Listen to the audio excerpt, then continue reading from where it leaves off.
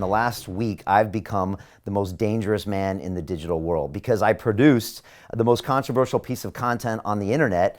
And now I've got governments, regulators, trillion-dollar Silicon Valley companies, and basically every social media platform under the sun that have banned me.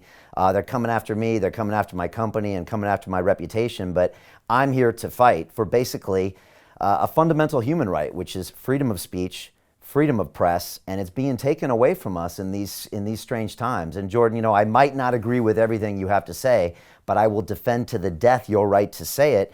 And these are being taken away from us, and we're here to fight. And that's what I've been doing the last 9 days. It's been crazy. But even besides the fact of being banned, we have kept it live on our website. We were hacked by malicious people. We were banned by Vimeo. We had to find new video platforms. But now it's been watched, that piece of content, some 20 million times. It might end up being the most watched interview or podcast in history, right up near their Joe Rogan and Elon Musk numbers. And this thing's going around the world. It's in different languages. It's being shared through, you know, USB drives and you know, torrents and all that stuff. So it's been a crazy ride, Jordan. All right. So first of all, we're going to go through it right now. What happened? But give everyone, how do we find it? If we want to, we just go to your website. Is that the best way? So you know, the guy I spoke to is a guy named David Icke, and so we kept the piece live at londonreal.tv/Icke, I-C-K-E. And like I said, it's been talked about. I had a list of all the articles, but now I've run out of space. It's like tell me what tell us all. Give us the whole skinny.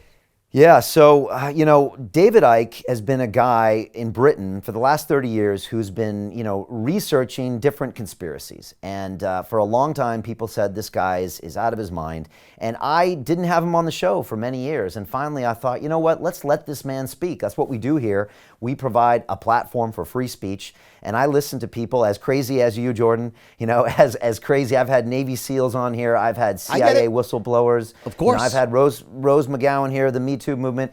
I give everybody a platform to talk, and then I let grown adults make their own decisions. And so I had David on originally a couple years ago, and he blew me away with how much wisdom he was speaking under the guise of people labeling him as a kook and as a crazy man.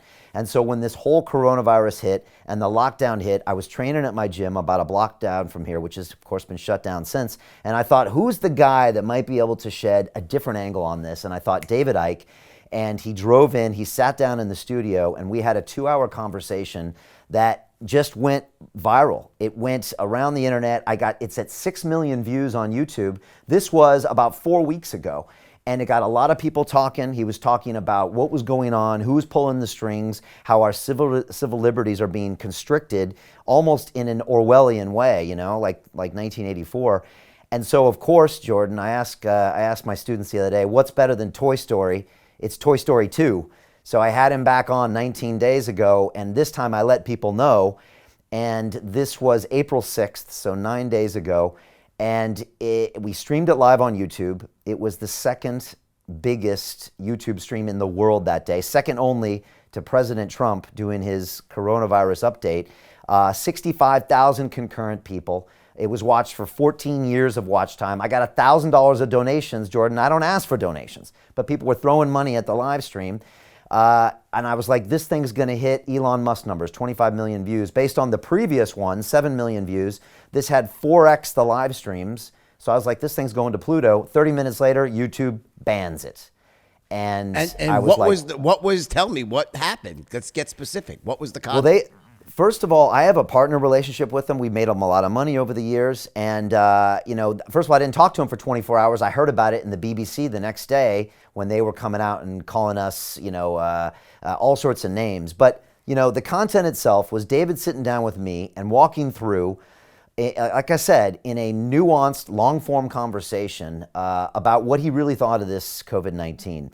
And it started off with saying, look, a lot of people are testing positive for something they're calling COVID-19, but actually dying from different reasons. And a lot of these false positive tests are because of different antibodies that are being produced in the human system. And he went on to talk about 5G, big buzzword there. We went on to talk about vaccines. He went on to slam figures like Bill Gates and Elon Musk.